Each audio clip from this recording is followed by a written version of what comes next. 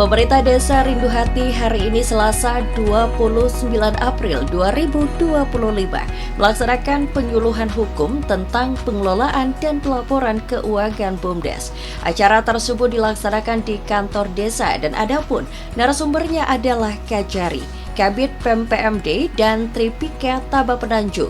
Sedangkan pesertanya adalah pengurus BUMDes, BPD, perangkat desa dan tokoh masyarakat. Mengucapkan terima kasih yang setinggi-tingginya dan sedalam-dalamnya kepada kita semua, khususnya Pak Kejari, Pak Sandarman, Ibu Camat hadir di tempat kali ini dalam rangka sebagai narasumber untuk mengisi penyuluhan hukum di khususnya BUMDes di Desa Rindu Hati ini.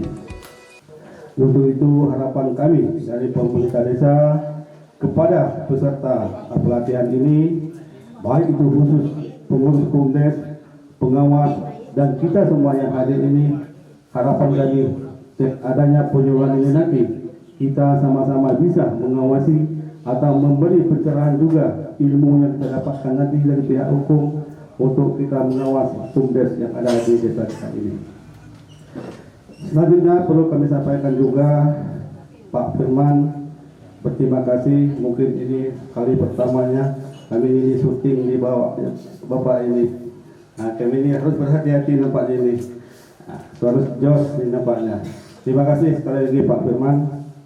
Selanjutnya harapan kami Pak Firman, Pak Sandarman dari kecamatan berilah edukasi khususnya di bidang hukum kepada warga kami dan terkhusus daripada BUMDes kami yang ada di Desa Rindu Hati ini. Kenapa?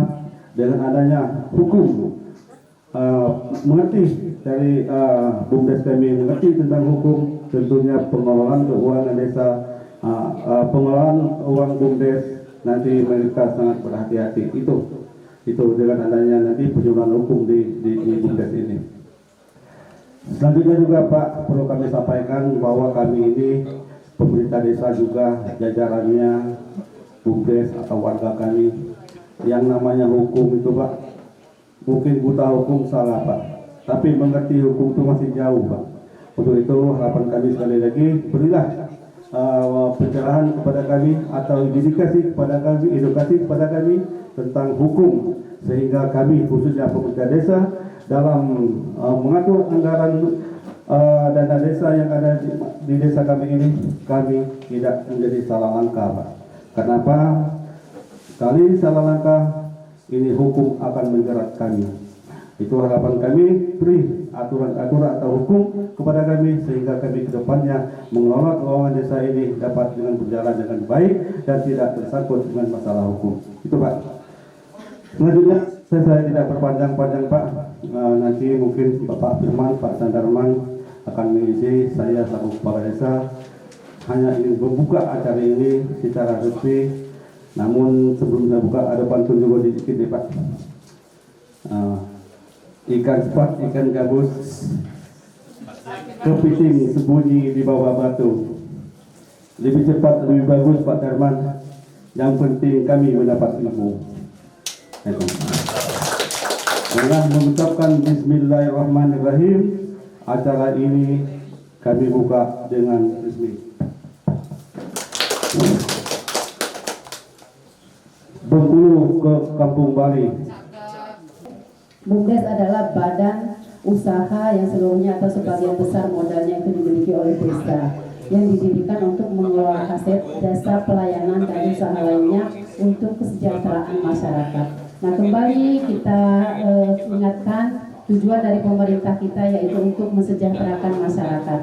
Di naungan BUMDes ini mari sama-sama kita belajar. Salah satu ini adalah untuk mengurangi angka pengangguran yang ada di desa Rindu Hati. Sudah banyak rangkaian-rangkaian dilaksanakan oleh pemerintah kita, salah satunya BUMDes. Kemudian kemarin kita sudah MUSDes juga, yaitu musyawarah tentang pengurus Koperasi Merah Putih. Itu juga salah satu rangkaian dari pengurangan angka pengangguran di desa kita. Kemudian tujuannya itu untuk meningkatkan PAD. Saya di tahun ini apa Pak Kades, usaha BUMDesnya masih di Kelamping Pak ya? Ya.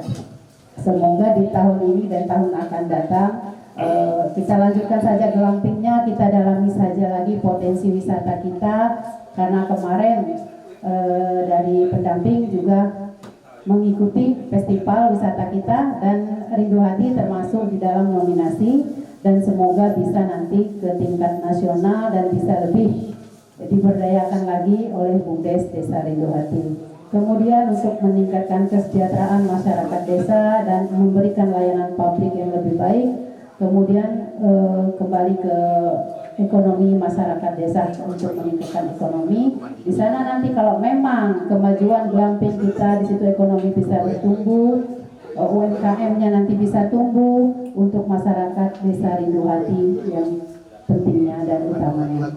Kemudian dasar hukumnya ini saya ulas yang dasar-dasarnya saja.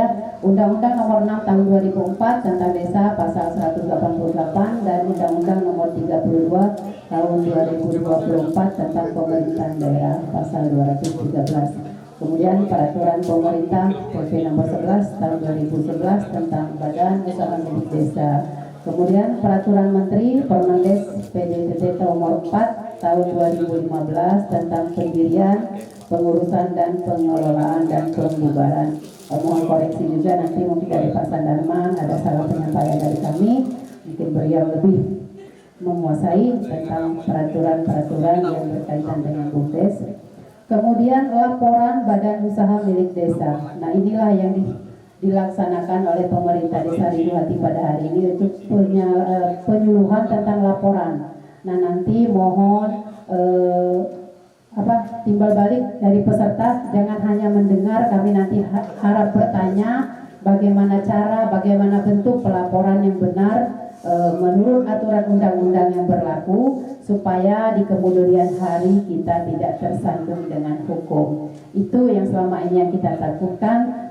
Seperti kemarin Pak Kadari, kami membentuk di sini pengurus Koperasi Merah Putih, yang ada mereka ketakutan semua untuk jadi dua ketua koperasi karena takut bersandung dengan hukum. Makanya saya bilang di sini, manfaatkan, jangan hanya mendengar Bapak Kajari, nanti Bapak Ibu boleh bertanya, bagaimana Pak, bagaimana Bu pelaporan yang benar menurut undang-undang yang berlaku, biar nanti tidak tersandung dengan hukum. Kalau takut semua nanti kita tidak maju ya Pak ya. Tujuan dari pelaporan ini adalah untuk memberikan gambaran tentang kondisi keuangan, arus kas dan kinerja usaha BUMDes, serta untuk pertanggungjawaban kepada pihak-pihak yang berkepentingan. Nah nanti mungkin di triwulan atau per 6 bulan atau per tahun itu nanti ada pelaporan, ada audit, karena dana BUMDes ini tidak sedikit. Apalagi sekarang ketahanan pangan semua mungkin diarahkan ke BUMDes. Jadi mohon itu benar-benar pelaporan, penguasaan dari SDM, dan yang pertama kami harapkan niat belajar dari pengurus BUMDes mengenai teknologi. Saya harap semua sudah bisa komputer karena zaman sekarang ini memang sudah digital, tidak ada yang manual lagi. Kemudian dalam penyusunan laporan keuangan BUMDes harus dengan sesuai dengan aturan yang berlaku seperti yang tadi saya sampaikan. Kemudian laporan harus dibuat secara teratur, secara berkala, karena itu yang saya sampaikan bisa per semester atau per 6 bulan atau per tahun nanti. Kemudian laporan harus transparan dan akurat agar dapat digunakan sesuai dengan dasar pengambilan keputusan dan pertanggungjawabannya efektif. Sedikit saya penyampaian dari saya, dan nanti kalau memang ada pertanyaan saya persilakan. Mungkin dalam sesi berikutnya, tidak dalam sesi ini. Dan pesan dari Ibu Camat untuk pengurus BUMDes Rindu Hati untuk sering berkoordinasi. Tidak mesti ke Bapak Kades, sesekali mainlah ke DPMD, temui Pak Sandarman. Wahai Pak Sandarman, kami ini dari BUMDes Rindu Hati. Tidak bertanya. Nah, Pak Sandarman itu baik orangnya.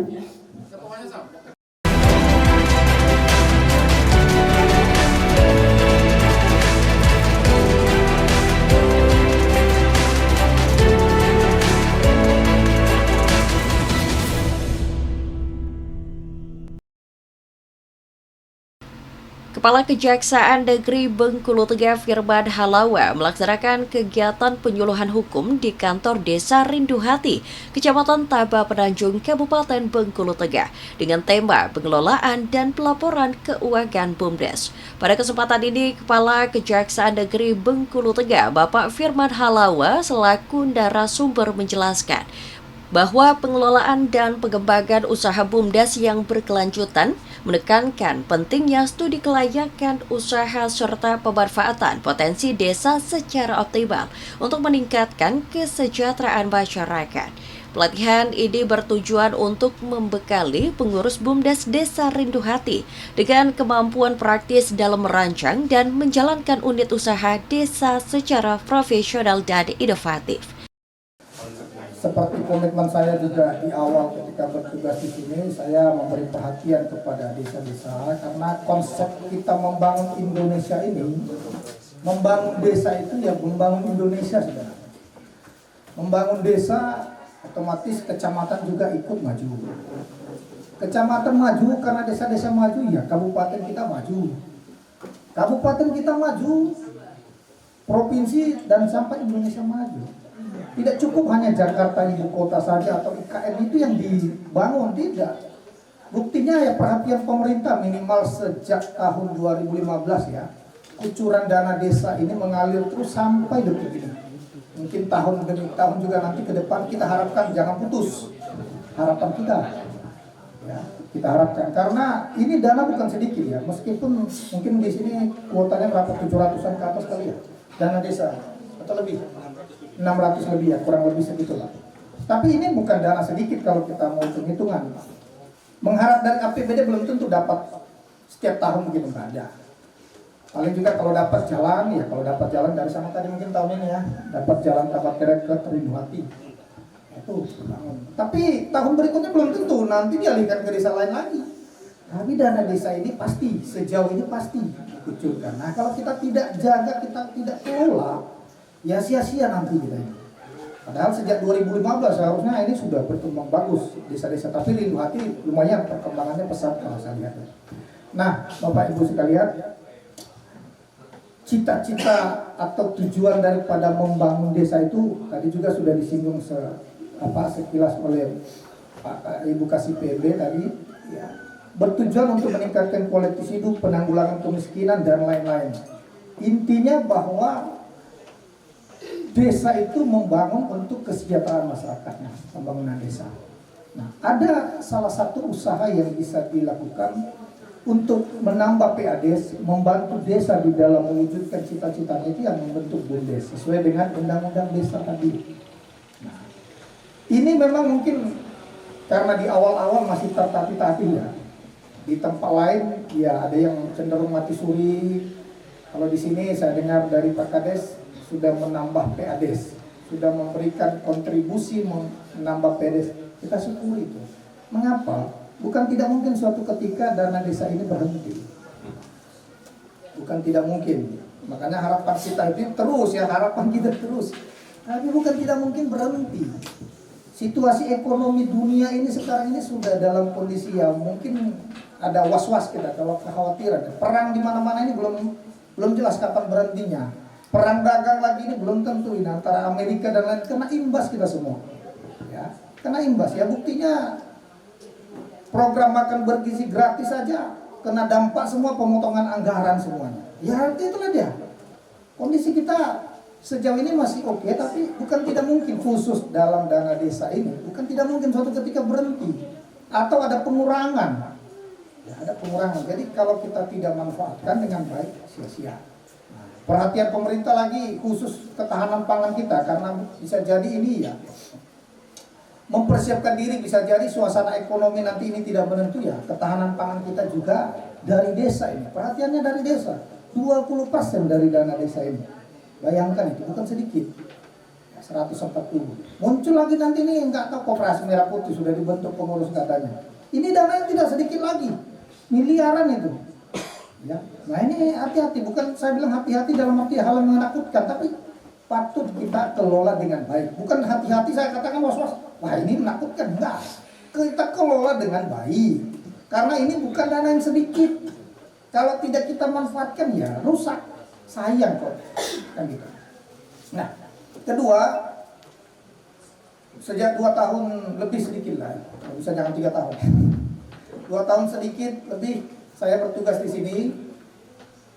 Hampir 90% laporan yang kita terima itu terkait dengan pengelolaan penyimpangan keuangan dana desa dan BUMDes. Saya sampaikan apa adanya, 90% laporan itu banyak dari LSM.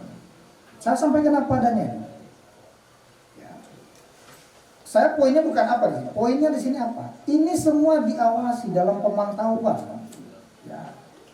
Dilihat orang, pengawasan pengelolaan dana desa kita, pengelolaan dana BUMDes kita diawasi. Ya buktinya banyak laporan yang terkait itu. Khusus, saya katakan 90%. Ada apa di sini kan?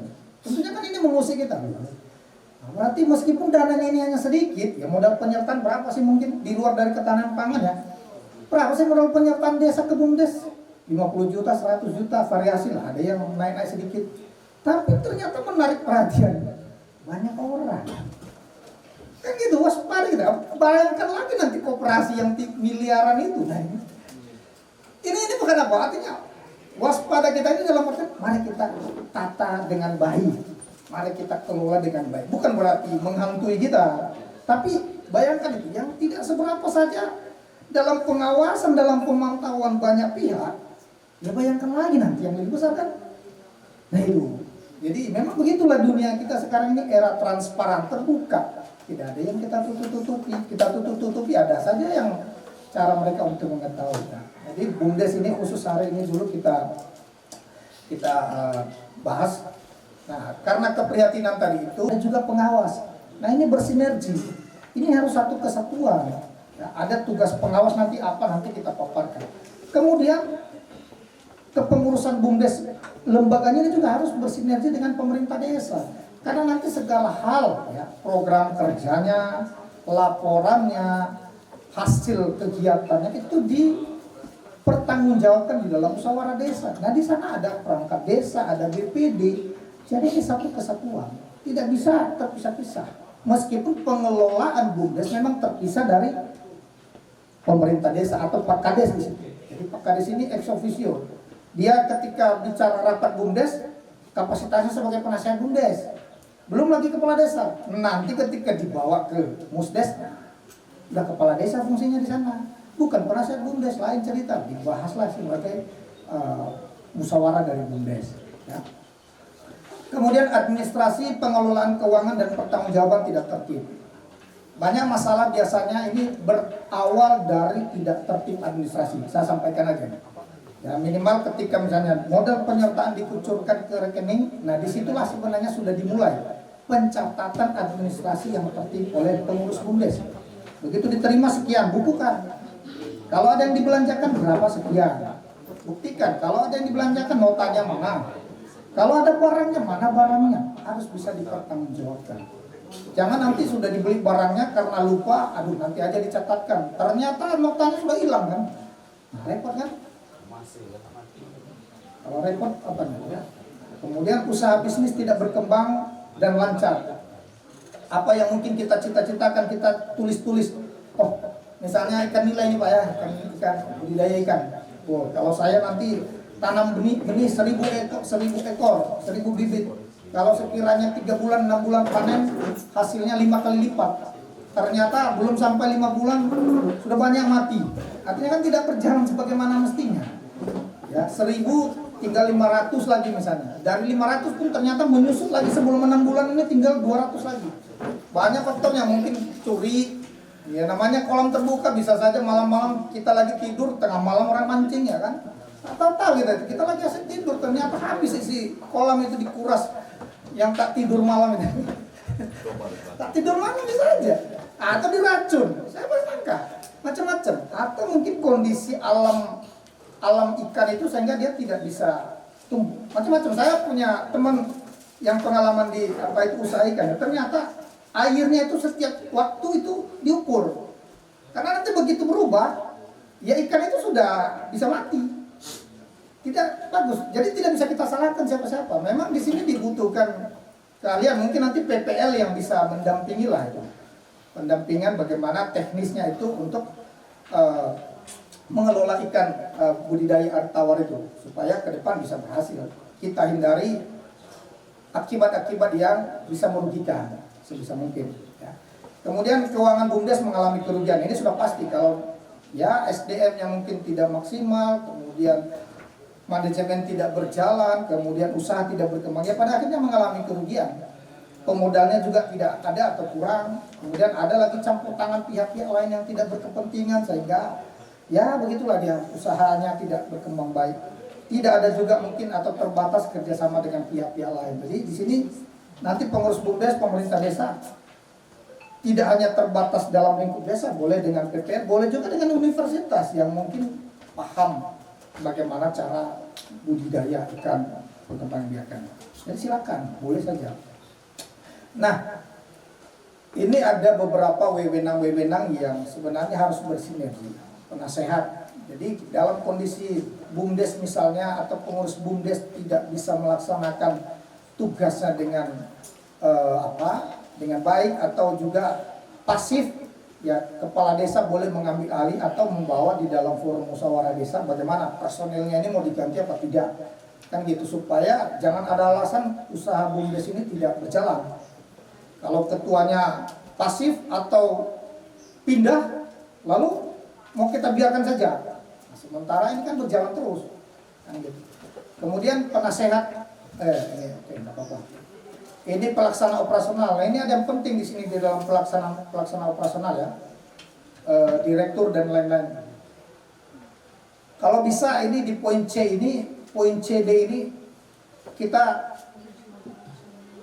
lakukan ya, menyusun laporan semesteran. Apakah per 6 bulan, kemudian menyusun laporan tahunan. Ini penting supaya nanti di dalam rapat-rapat bisa diikuti bagaimana sih perkembangan usaha BUMDes ini. Ya, bagaimana perkembangannya. Kemudian juga ketika terjadi pergantian kepengurusan, tidak susah pengurus baru. Banyak terjadi nanti, gimana pengurus baru dibentuk, yang lama belum mempertanggungjawabkan, belum ada laporan sama sekali, repot. Kasihan, mereka mau mulai dari mana? Apakah laporan pengurus yang lama ini masih ada modalnya atau tidak sama sekali? Karena itu nanti dasar diputuskan lagi dalam musdes. Oh, ternyata pengurus yang lama ya kondisi keuangannya begini, usahanya begini, terus mau bagaimana? Mau kita lanjutkan atau mau bagaimana nih? Kan gitu. Ya ini semua diputuskan dalam musdes. Nah saya katakan ini poin CD ini kalau bisa ini tetap rutin ya, meskipun memang dengan laporan yang sederhana, tapi Pak Kades BPD ketika di dalam forum musdes bisa mengikuti bagaimana sih perkembangan BUMDes. Itulah transparan. Ketika sudah dibawa dalam rapat musdes, maka semua serba terbuka, tidak ada lagi. Masih di dalam rapat pengurus BUMDes, ya silakan sempurnakan dulu sebelum dibawa dalam forum musdes. Nah pengawas ini, pengawas ada ya? Ada, ya. Terima kasih. Ini ada sebenarnya tugas yang sangat-sangat penting dari pengawas ya. Jadi melakukan audit, melakukan pengawasan ya, kemudian melakukan audit. Sekiranya misalnya usaha atau keuangan BUMDes itu ya terus mengalami kerugian. Jadi musdes memutuskan bahwa misalnya terkait kerugian ini perlu atau tidak dilakukan audit investigatif. Itu tugas pengawas. Nanti di belakang ada aturannya kalau misalnya pengawasnya tidak bisa melakukan audit, bisa meminta auditor independen. Tapi saya nggak sarankan ini, karena auditor independen itu pasti bayar. Tidak ada yang gratis, mungkin dari universitas atau dari lembaga tertentu. Tapi mungkin bisa saja dari pemerintah kecamatan juga mungkin bisa melakukan audit, membantu, atau dari inspektorat. Minimal kan kalau dari situ tidak butuh biaya besar. Mereka juga punya perjalanan dan ini itu hanya operasional. Nah, Bapak Ibu sekalian, saya sampai kepada satu ini nanti boleh dibaca, tadi sudah disinggung sekilas oleh Bu Kasih tadi. Pada akhirnya ketakutan dari para pengurus, bagaimana Pak nanti kalau terjadi kerugian? Kan gitu. Ini yang biasanya menghantui. Makanya banyak pengurus, aduh, nanti takut ini jadi masalah. Syukur-syukur kalau di sini dapat untung malah Pak ya, malah menambah PADS ya. Tapi kalau suatu ketika ada kerugian, nah ini ada beberapa aturan di dalam PP nomor 11 tahun 2021 sebenarnya sudah mengatur hal ini. Nanti boleh dibaca lengkapnya. Tapi sekilas saya buka beberapa pasal terkait. Ya, di pasal 61 terhadap laporan keuangan BUMDes dilakukan pemeriksaan audit oleh pengawas. Pelaksanaan audit dapat dilakukan dengan menunjuk atau meminta bantuan auditor independen. Tadi sudah saya sampaikan juga. Dalam hal terdapat indikasi ya, kesalahan atau kelalaian dalam pengelolaan BUMDes dapat dilakukan audit atas perintah Musdes. Jadi misalnya, oh ternyata begini. Tim Liputan BETV melaporkan.